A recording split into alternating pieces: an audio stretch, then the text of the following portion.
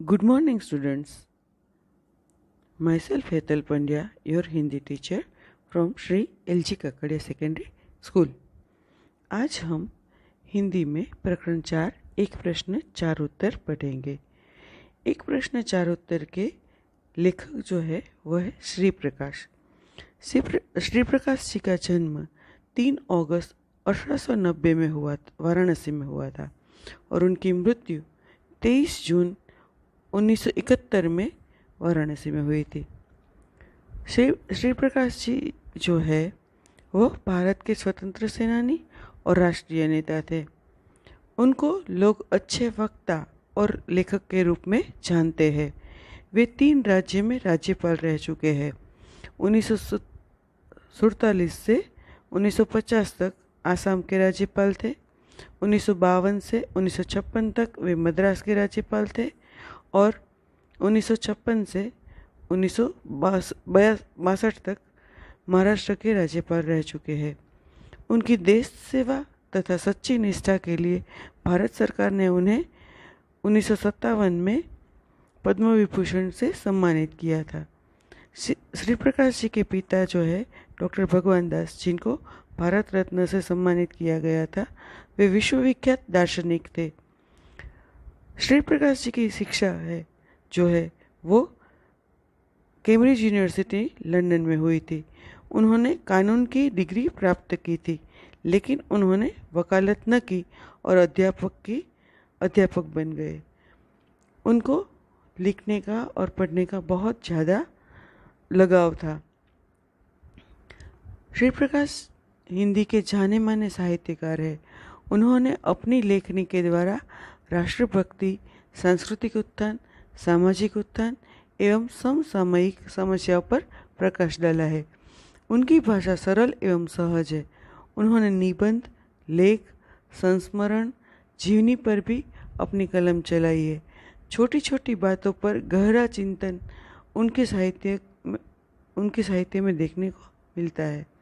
प्रस्तुत पाठ में श्री प्रकाश द्वारा पूछे गए एक ही प्रश्न का उत्तर 4 महानुभावों ने अपने ढंग से दिए गए हैं।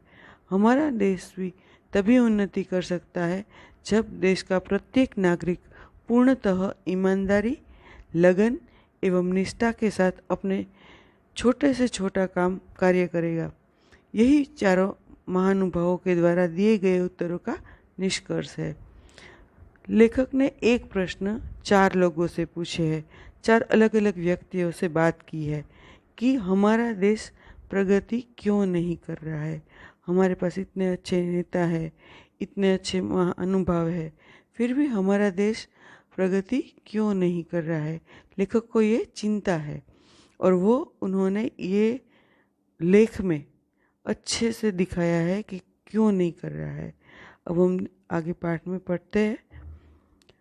सबको ही कुछ न कुछ खप्त माने जरूर एक अंदर से जो आग होती है वह होता है। मुझे भी कई बातों का खप्त है। उनमें एक यह है कि जब किसी विदेशी से मेरी मित्रता हो जाती है और उन्हें सहृदय पाता हूँ, साथ ही यह समझता हूँ कि हमारे देश में बहुत दिनों से रहने के कारण वे पर्याप्त अनुभव भी प्राप्त कर चुके हैं, तो उनके किसी सुअवसर पर मैं पूछता हूँ कि आप कृपा कर यह बतलावे कि क्या कारण है कि हमारे देश में इतने विशेष पुरुषों के रहते हुए, इतने बड़े बड़े आंदोलन के होते हुए भी देश कुछ उन्नति नहीं कर रहा है। क्वेश्चन मार्क है। ये ऐसा मालूम होता है कि हम ज्यों के त्यों पड़े हुए हैं। अवश्य ही हमारे मित्र इससे चकित होते हैं, उत्तर देते संकोच करते हैं और शिष्टता के नाते क्षमा चाहते हैं, पर मैं उन्हें छोड़ता नहीं और उनको उत्तर देने के लिए बाध्य करता हूँ। पहले मित्र है वह एक वृद्ध ईसाई पादरी है। वे 36 साल से भारत में ईसाई मत के प्रचार में उतना ही नहीं पर सपत्नीक देश के दरिद्र नर नारियों की सामाजिक सेवा में लगे रहे हैं। मेरे हृदय में उनके लिए बड़ा सत्कार और प्रेम है। उनका उत्तर थोड़े में यह था कि तुम लोग अपने काम में गर्व नहीं लेते। उन्होंने क्वेश्चन पूछा कि हमारा देश उन्नति क्यों नहीं कर रहा है, तो मित्र ने जवाब दिया, तुम लोग अपने काम में गर्व नहीं लेते। विस्तार से उन्होंने बताया कि यहाँ जब किसी को कोई नौकरी चाहिए तो अतिशयोक्तिपूर्ण शब्दों में वह दरखास्त देता है। बहुत ही विनय और सम्मान के साथ वह आरंभ करता है। अंत में प्रतिज्ञा करता है कि यदि स्थान मिल जाएगा तो वह सदा अपने मालिक की शुभकामना करेगा, पर स्थान मिलते ही वह अपने काम अर्थात अपनी जीविका के साधन को ही खराब कर समझने लगता है।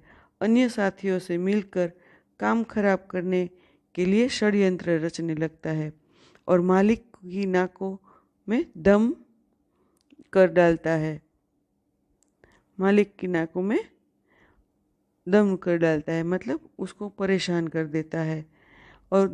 और देशों में भी लोग नौकरी की दरखास्त देते हैं।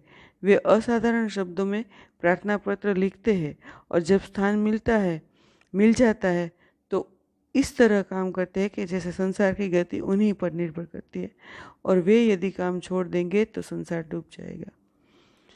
अब हमें समझना है कि हमारे देश में क्या प्रॉब्लम है कि हम लोग आगे नहीं बढ़ पा रहे हैं। तो उन्होंने बहुत अच्छे से एक जवाब दिया कि तुम लोग अपने काम में गर्व नहीं लेते। हमें अपने काम पर गर्व होना चाहिए, मतलब हमें इतनी मेहनत करनी चाहिए कि हमारे काम को कोई ख़राब कहे तो हमें अंदर से बहुत ज़्यादा दुख लगना चाहिए, मगर हम लोग ऐसा नहीं कर रहे हैं। भारत में जो अधिकतर लोग हैं वो क्या करते हैं, काम के समय पे भी बातें करते हैं, मोबाइल देखते हैं और कुछ न कुछ काम के अलावा जो कुछ भी होता है वो सब करते हैं। अगर हर कोई व्यक्ति अपने देश के लिए अपने काम को निष्ठापूर्वक, ईमानदारी पूर्वक अच्छे से करे तो कभी कोई ऐसी बात हो ही नहीं सकती कि अपना देश आगे ना जाए। मगर हम लोग क्या करते हैं, हम खुद भी हमें एक होमवर्क दिया जाता है या कोई टीचर पढ़ाता है तो हमें निष्ठापूर्वक बेईमानी से नहीं, चोरी करके नहीं लिखना चाहिए। मगर हम सब यही करते हैं कि अब हमें क्या चाहिए, अच्छे मार्क चाहिए, तो हम किसी को पता क्या चलेगा कि हमने चोरी की है। मगर निष्ठा किसे कहते हैं? निष्ठा माने ईमानदारी, मतलब मुझे जो मिला है वो मैं पूरी ईमानदारी से मैं करूँ तो कोई प्रॉब्लम होगी नहीं। मगर हमें ईमानदारी की कमी है, इसलिए हम अपने काम में गर्व नहीं लेते हैं और इसकी वजह से ही हमारा देश जो है वो पीछे है। इसके बाद है इस पादरी मित्र ने बहुत ठीक कही, हम अपने काम का गर्व नहीं लेते हैं। दुख तो इसका है कि मुल्क की परंपरा में अपने काम का गर्व करने का आदेश है। जाति भेद इसी पर निर्भर करता है। एक जाति का आदमी दूसरी जाति के आदमी द्वारा अपना मान मर्यादा नहीं चाहता, वह अपनी जाति वालों के बीच अपना उपयुक्त पद और स्थान चाहता है। यह अपनी आजीविका के साधनों का बड़ा आदर सत्कार करता है। बढ़ई अपने औजारों की और दुकानदार अपनी बहियों की निश्चित तिथियों की पर पूजा करता है। पर लंबी दास्ता के कारण हम अपनी परंपरा को भूल गए हैं।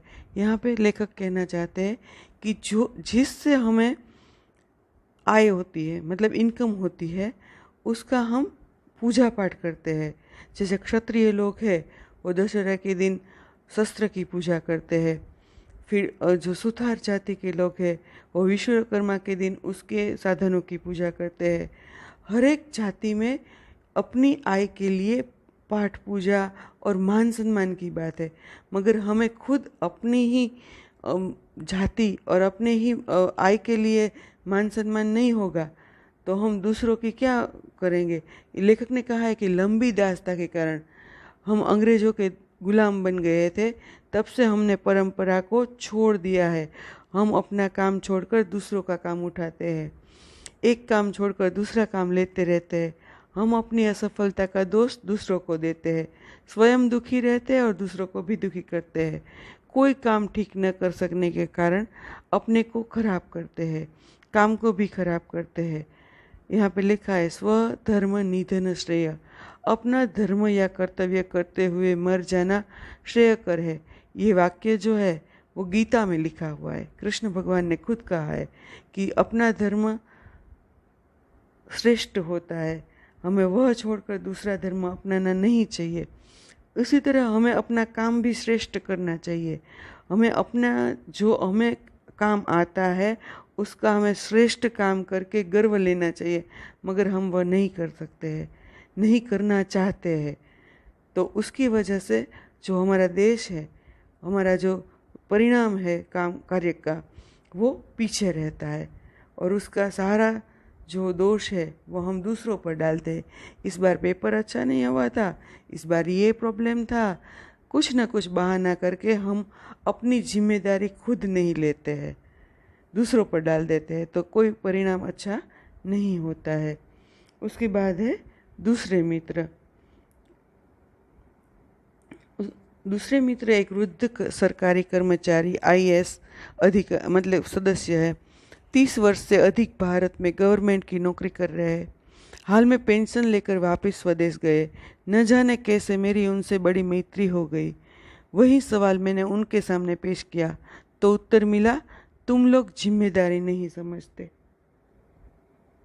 विस्तार में इसका अर्थ यह है कि व्यक्ति का समष्टि की तरफ जो कर्तव्य होता है हम उसे नहीं जानते। जो काम उठाया उसे करना चाहिए। जो हमने कोई भी कार्य है वो शुरू किया है तो उसे अंत तक निष्ठा से जिम्मेदारी से करना चाहिए। मगर हम क्या करते हैं, टीचर ने थोड़ा सा होमवर्क दिया है मगर नहीं आता है या पसंद नहीं है तो छोड़ के कुछ भी और काम करेंगे। वो काम पूरी निष्ठा से पूरी जिम्मेदारी के साथ करें तो हमारे अच्छे मार्क ना आए ऐसा बन ही नहीं सकता। मगर हम क्या करेंगे, कुछ और ही काम करेंगे, फिर टीचर से दलील करेंगे कि आज मेरी तबीयत ठीक नहीं थी इसलिए मैंने होमवर्क नहीं किया, आज ये था इसलिए ऐसा हुआ। मतलब जो काम हमें अच्छे से पूरी लगन से करना चाहिए वो हम करते नहीं है, जिम्मेदारी लेनी चाहिए वो हम लेते नहीं है, फिर हम दोष किसी और पर डाल देंगे। यह गुण हम भूल गए हैं। किसी को किसी पर विश्वास नहीं रहा। खाने की दावत हो तो न मेजबान को यह विश्वास है कि मेहमान समय से आवेंगे, न मेहमान को विश्वास है कि समय पर जाने से खाना मिलेगा, न गृहस्थ को विश्वास है कि धोबी और दर्जी वायदे पर कपड़े दे जाएंगे, न धोबी और दर्जी को विश्वास है कि हमें समय से पैसे मिल जाएंगे या दाम मिल जाएंगे। रेलगाड़ी पर चढ़ने वालों को यह विश्वास नहीं है कि पहले से बैठे मुसाफिर उन्हें स्थान देंगे। पहले से बैठने वालों को यह विश्वास नहीं है कि नया मुसाफिर धीरे से आकर उचित स्थान लेगा और व्यर्थ का शोर न मचाएगा, न और प्रकार से तंग करेगा। सड़क पर चलने वालों का यह विश्वास नहीं है कि आगे चलने वाला अपना छाता इस तरह से खोलेगा कि उसकी नोक से मेरी आंख न फूट जाएगी, या पीछे चलने वाला मुझे व्यर्थ धक्का न देगा। किसी को किसी पर विश्वास नहीं है कि केले, नारंगी का छिलका या सुई पिन आदि इस तरह से वह न छोड़ेगा जिसमें दूसरों को कष्ट न पहुँचे। मांगी चीज ठीक हालत में वापस करेगा, इत्यादि इत्यादि। मतलब लेखक ने बहुत सारे उदाहरण दिए हैं कि क्यों किसी को विश्वास नहीं है, क्यों कोई अपनी जिम्मेदारी नहीं समझता। हमने किसी को होमवर्क करने के लिए बुक दी है, वो एग्ज़ाम के ठीक अगले दिन तक बुक नहीं देता है, तो हम क्यों विश्वास करें उसका। एक इंसान ने जिम्मेदारी से अपनी फेयर बुक कंप्लीट करके दी तो दूसरे इंसान को भी वही काम अपना काम ख़त्म करके वापस करना चाहिए, मगर नहीं करता है तो फिर कोई एग्ज़ाम के टाइम किसी को बुक क्यों दे। ऐसे बहुत सारे उदाहरण हैं कि हम अपनी जिम्मेदारी नहीं समझते हैं, उसकी वजह से बहुत सारे प्रश्न उठते हैं और वही प्रश्न है वो अविश्वास का माहौल खड़ा कर देते हैं। तो कोई किसी का ऊपर विश्वास ना करे तो माहौल कैसा होगा, और माहौल ठीक नहीं होगा तो काम भी ठीक नहीं होगा। दूसरों के प्रति अपने कर्तव्य का अनुभव नहीं करते, इसी कारण हम सब एक दूसरे के प्रति अविश्वसनीय और अस्पृश्य हो गए हैं। हम अपना धार्मिक आदर्श भूल गए हैं। आत्मनः प्रतिकूलानि परेशान न समाचरेत। हम अपनी जिम्मेदारी नहीं समझते। लेखक बहुत अच्छे से समझाना चाहते हैं कि हम में क्या कमी है, हम क्यों ऐसा व्यवहार करते हैं। उसके बाद तीसरा व्यक्ति है जो एक स्त्री है। 7-8 वर्षों से अपने को भारतीय बनाकर बड़े प्रेम और श्रद्धा से, बड़ी तत्परता से वे भारत की सेवा कर रही है। असहयोग आंदोलन में वे जेल भी जा चुकी है। कई कारणों से भारतीयों का निकटतम अनुभव उन्हें कई कार्यक्षेत्रों में हुआ है। उनको भी मैंने घेरा। उनका उत्तर था, तुम लोग बड़े आलसी हो। तीसरा प्रश्न है, तीसरा प्रश्न नहीं है, तीसरा व्यक्ति है। प्रश्न वही है, हमारा देश उन्नति क्यों नहीं कर रहा है? तो उनका आंसर था, तुम लोग बड़े आलसी हो। अर्थात हम लोगों ने श्रम का महत्व ही नहीं पहचाना है। मेहनत करना तो हमने मर भुक्खों के काम समझ रखा है। बड़े लोगों का काम को केवल बैठे रहना है। हम भूल गए हैं कि संसार में जो बड़े हुए हैं वे सब अथक परिश्रमी रहे हैं। जब हम परिश्रम ही न करेंगे तो सफलता कैसे पाएंगे? आरामशूर तो हम है, पर हम में लगन नहीं है। आरामशूर माने हम सोचते तो बहुत है कि हम ये करेंगे, हमें काम कंप्लीट ही करना चाहिए, हम शुरू कर देते हैं, मगर अंत तक जो धीरज से अच्छे से कार्य करने, लास्ट तक वो एकदम बेस्ट काम करने की सोचते हैं, वो हम कर नहीं पाते हैं। उसी कारण हमें अपने रोजगार में और न अपने गृहस्थी संबंधी या सार्वजनिक कार्य में सफल होते हैं। जो परिश्रम करता है वह अवश्य ही सफल होता है, मगर परिश्रम नहीं करना है और सफलता भी पानी है तो उसका रास्ता क्या है? शॉर्टकट। और शॉर्टकट से लंबे समय तक अच्छा परिणाम नहीं मिल सकता है। रोने पीटने झिकने में जितना समय हम बिताते हैं उतने यदि काम में बीता है तो हम देश की और अपनी काया पलट कर सकते हैं। लेखक कहना चाहते हैं कि हम अपना काम अंत तक करें, और जो रोने में, मतलब बहाने बनाने में, किसी और पर दोषारोपण करने में जितना टाइम हम लगा देते ना, उतना ही टाइम में हम अपना काम करें तो देश की काया पलट, मतलब अलग ही देश हो जाएगा। जो अच्छा हम सोचते हैं वो हो जाएगा। और हम लोग बड़े आलसी है। तीसरे व्यक्ति का आंसर है, हम लोग बड़े आलसी है। उसके बाद चौथा व्यक्ति है, वह बड़ी वृद्धा स्त्री थी। वे संसार में प्रसिद्ध थी। मेरे कुल से उनका बड़ा प्रेम था। मेरी पितामही तुल्य थी। उनको भी मैंने तंग किया। आपने तो अपने 40 वर्ष हमारे देश की विविध सेवाओं में लगा दिए हैं। आपको बतलाना ही होगा कि हमारा क्या दोष है जिससे हमारी उन्नति नहीं होती। थोड़े में उनका उत्तर था, तुम लोगों में उदारता नहीं है। उदारता माने क्या? विस्तार से उन्होंने उदाहरण दे देकर उन्होंने बतलाया कि भारत में लोग दूसरों को आगे नहीं बढ़ाते, स्वयं को ही आगे बढ़ाना चाहते हैं। नवयुगों को, गुणी माने जिसके अंदर बहुत सारे गुण हैं, ऐसे नवयुवकों को अपनी योग्यता दिखलाने का मौका नहीं देते। उनके मरने के बाद उनका काम ही खराब हो जाता है। वास्तव में वृद्धा स्त्री की बातें ठीक थी।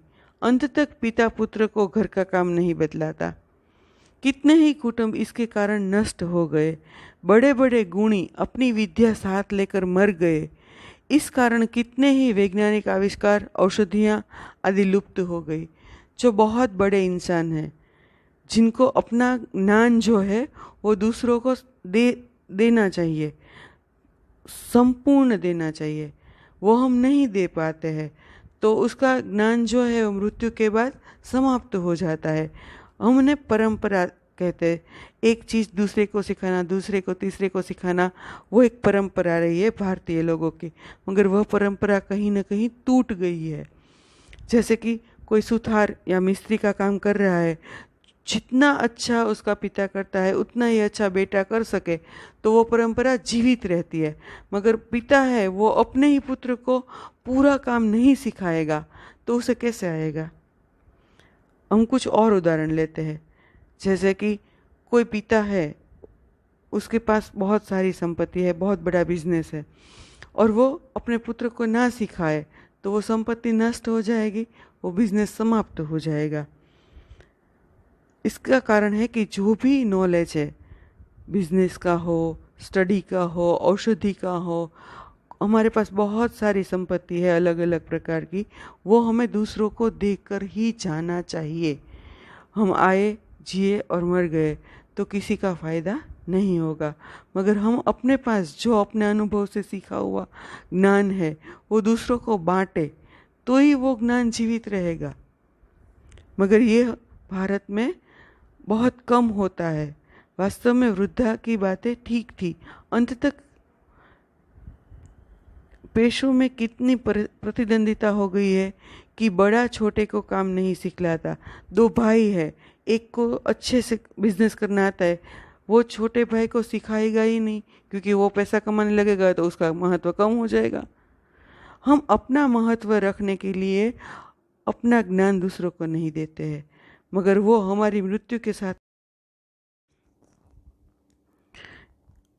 सार्वजनिक जीवन में तो इतनी बीभत्स दिख पड़ती है कि चित्त व्याकुल हो जाता है। कितना काम बिगड़ता है, इसकी तरफ ध्यान नहीं दिया जाता। यह सब उदाहरणों से हम सीख सकते हैं कि हम क्या खो रहे हैं, हमें क्या करना चाहिए जो हम नहीं कर रहे हैं, जिससे हमारा देश आगे बढ़े। पूरे प्रकरण का जो सारांश है वह यही है कि ठीक समय से उपयुक्त काम न उठाकर और अपने काम में गर्व न रखकर उसके करने में दूसरों के प्रति अपनी जिम्मेदारी को न अनुभव कर अपने काम की एक एक तफसील को समझकर उसमें दत्तचित्त होकर परिश्रम से उसे स्वयं न कर उदारता के साथ दूसरों को न सिखाकर हम अपना नाश कर रहे हैं। कहने का मतलब यही है कि हम समय से काम नहीं करते हैं, काम करने के बाद उस पर प्राउड फील नहीं कर रहे हैं, अपनी जिम्मेदारी खुद नहीं उठा रहे हैं, और हर एक काम में जो एक छोटी से छोटी बात होती है जिसके हमें समझना चाहिए वो हम नहीं समझ रहे हैं। तो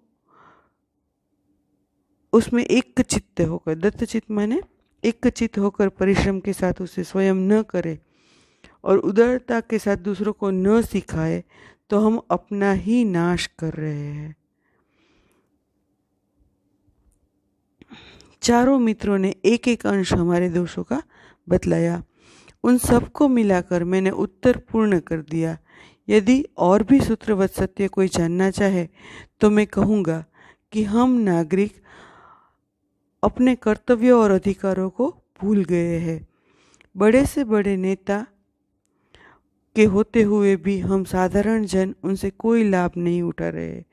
यहाँ पे कहने का मतलब यह है कि भारत में जितनी भी विभूतियाँ हुई है, महान लोग हुए हैं, उनसे हमें कुछ न कुछ सीखना है और उसी को अमल में रखना है। जैसे गांधी जी है, स्वामी विवेकानंद है, बहुत सारे नेता जो अच्छे हैं, जिनके कार्य अच्छे हैं, उनसे हमें परंपरागत सीखना चाहिए। मगर ना हम सीख रहे हैं, ना दूसरों को सीखने देते हैं, ना जो अच्छे हैं हमसे भी ज़्यादा गुणी है उनको आगे जाने देते हैं। तो इस तरह से हम अपने कर्तव्य को, नागरिक जो है वो अपने कर्तव्य को और अपने अधिकारों को भूल गए हैं। बड़े से बड़े नेता के होते हुए भी हम साधारण जन उनसे कोई लाभ नहीं उठा रहे हैं। हम उनकी मूर्ति की स्थापना करते हैं, उनका जय जयकार पुकारते हैं और इसी में अपने धर्म की इतिश्री समझते हैं। हम गांधी जी का पुतला तो बना देंगे, विवेकानंद जी का भी एक बहुत बड़ा स्टेच्यू बना देंगे, मगर उनके कहे गए रास्ते पर हम नहीं चलेंगे तो पुतले की जय जयकार करके कोई फ़ायदा होगा? नहीं होगा। तो हमें क्या करना चाहिए? हमें उनके कहे अनुसार चलते नहीं है, उनके आदेशों के अनुरूप अपना जीवन का संगठन नहीं करते हैं। यही कारण है कि हम वहीं के वहीं हैं। यदि सारे सॉरी जो जन समुदाय है, जो भी है, व्यक्ति है, वो अपने विचारों, उनके विचारों से मेल करे, उनको समझे और उनको अपने जीवन में उतारे, तो ही देश आगे बढ़ेगा। सिर्फ हम भगवान की पूजा करें, आरती दिया करें, तो उससे हमें कोई फ़ायदा होगा नहीं। भगवान के कहे अनुसार गीता में जो ज्ञान है, कृष्ण भगवान ने जो दिया है, उसके अनुसार अपना जीवन बनाना चाहिए, न कि उनको रट्टा मार के पढ़ते जाए, तो उसमें से कुछ हासिल नहीं होगा, उसमें से कुछ मिलेगा नहीं। मगर जो विचार है, उन विचारों को अपने अंदर उतार कर उसके अनुरूप जीवन बनाए तो भारत को कोई पीछे नहीं ले जा सकता। मगर वह समझने में हमारी पूरी ज़िंदगी निकल जाती है, फिर भी हम समझ पाते हैं या नहीं, वह क्वेश्चन मार्क है। यही कारण है कि हम वहीं के वहीं हैं। संसार वेग से चला जा रहा है, हम तटस्थ है, सामने सब कुछ है जो आकर हमारा काम कर दे। दूसरा क्या कर सकता है जब हम खुद कुछ नहीं करना चाहते? यदि हम ख्याल रखें कि देशभक्ति केवल व्याख्यान देने में ही है, किंतु ठीक तरह से काम करने में है, यदि हम यह अनुभव कर सके कि कर्तव्य ठीक प्रकार से करते हैं, तो हमें किसी भी देशभक्त से कम नहीं है। देशभक्ति के लिए झंडा लेकर फिरने की ज़रूरत नहीं है। देशभक्ति के लिए हम जो कार्य कर रहे हैं उसमें हमें देश को आगे बढ़ाने की रुचि होनी चाहिए, और कर्तव्य ठीक से निभाए तो कोई देश पीछे जा ही नहीं सकता। अभी आज की ही बात है, 2-3 दिन से न्यूज़पेपर में आ रहा है कि चीन की कोई भी ऐप, कोई भी चीज़ हम ना खरीदे, मगर हमें चलता है। देश जाए भाड़ में। देश के लिए हम नहीं सोचते हैं, हम अपना फ़ायदा कहाँ है वो सोचते हैं, तो देश आगे बढ़ेगा? हम सिर्फ भारत की ही वस्तुएं खरीदे तो ही भारत को फ़ायदा होगा, मगर हम ये सोचते नहीं है।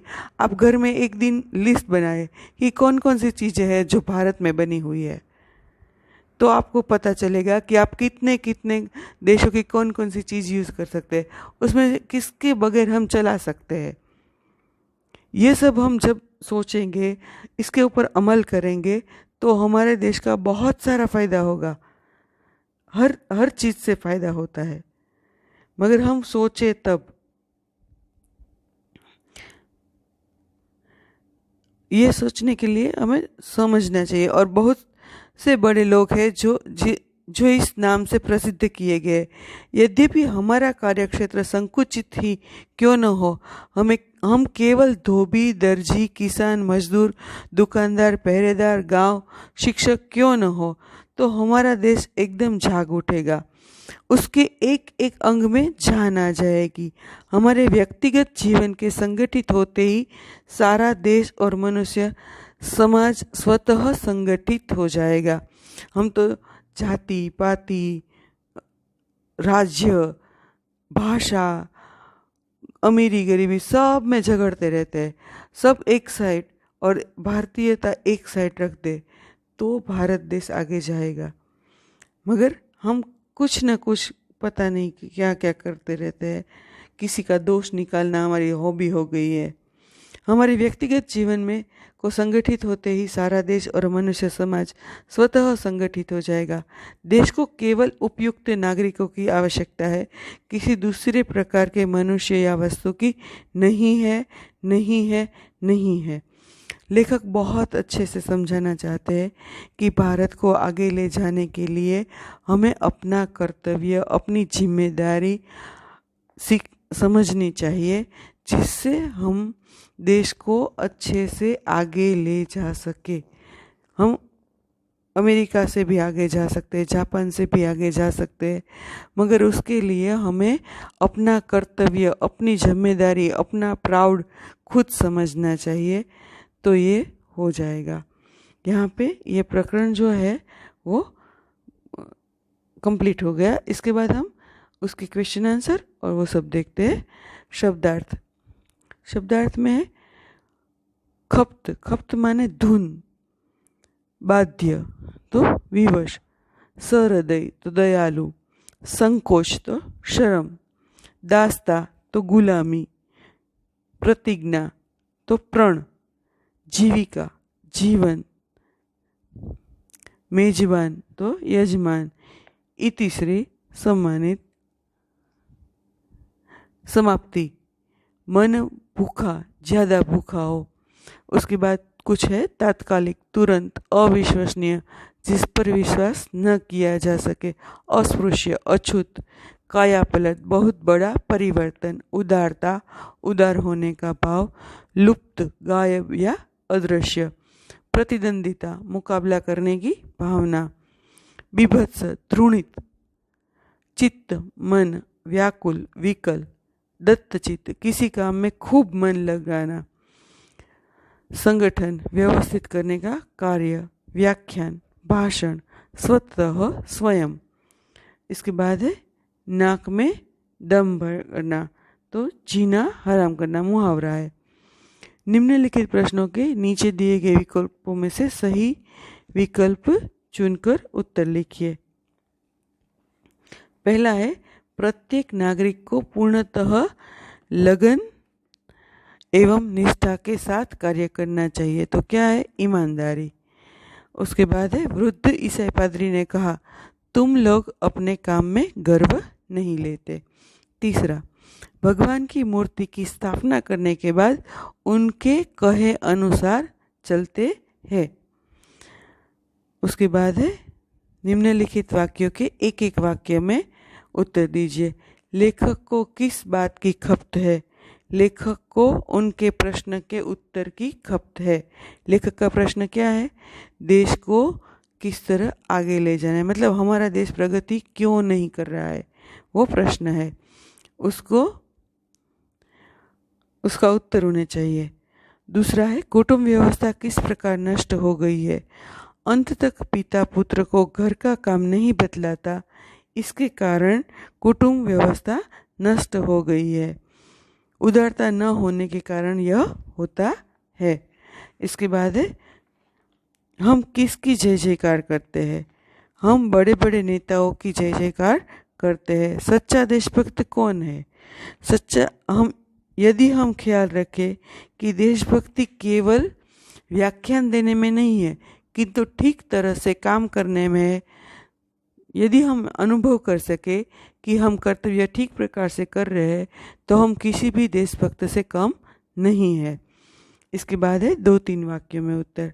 हमारे देश में किस प्रकार जागृति आ सकती है? हमारे देश के लोग अपने काम में गर्व नहीं लेते हैं। इसके अलावा वे अपनी जिम्मेदारी भी नहीं समझते।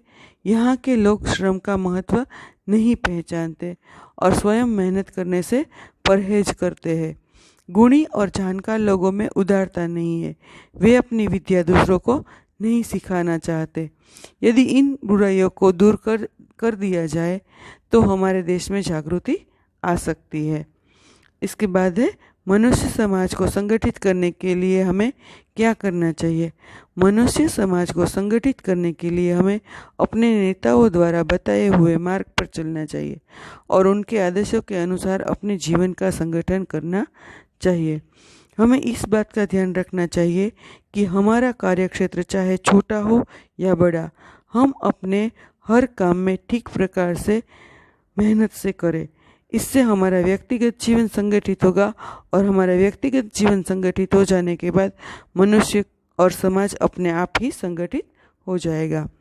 इसके बाद है तुम लोगों में उदारता नहीं है, कथन का आशय स्पष्ट करो। यहाँ उदारता शब्द का आशय किसी को आगे बढ़ाने में है, किसी को अपनी योग्यता दिखलाने का मौका देने, किसी के विकास का मार्ग अवरुद्ध न करके अपनी विशिष्ट विद्या अपने जीते जी दूसरों को दे जाने तथा जरूरतमंद को काम सिखाने आदि के बारे में उदार दृष्टिकोण रखने से है। हमारे देश के लोगों में यह उदारता नहीं होती है। वे दूसरों को आगे नहीं बढ़ने देते, स्वयं ही आगे रहना चाहते हैं। गुणी नवयुवकों को अपनी योग्यता दिखाने का अवसर नहीं देते। वे अपनी विद्या भी किसी को नहीं सिखाते और वह उनके साथ ही खत्म हो जाती है। इससे देश और समाज को बड़ा नुकसान होता है और लोगों को उपयुक्त अवसर पाने से वंचित रह जाना पड़ता है। इसके बाद जो प्रश्न के उत्तर है वो आपको लिखने हैं, क्योंकि आप लिखेंगे तभी पता चलेगा कि आपको कितना समझ में आया है। यहाँ पर हम ये प्रकरण ख़त्म करते हैं। आपको अगर यदि कुछ प्रश्न है, कुछ ना आए, तो आप मुझे बोल सकते हैं कि मैम ये नहीं समझ में आया। ठीक है, ओके।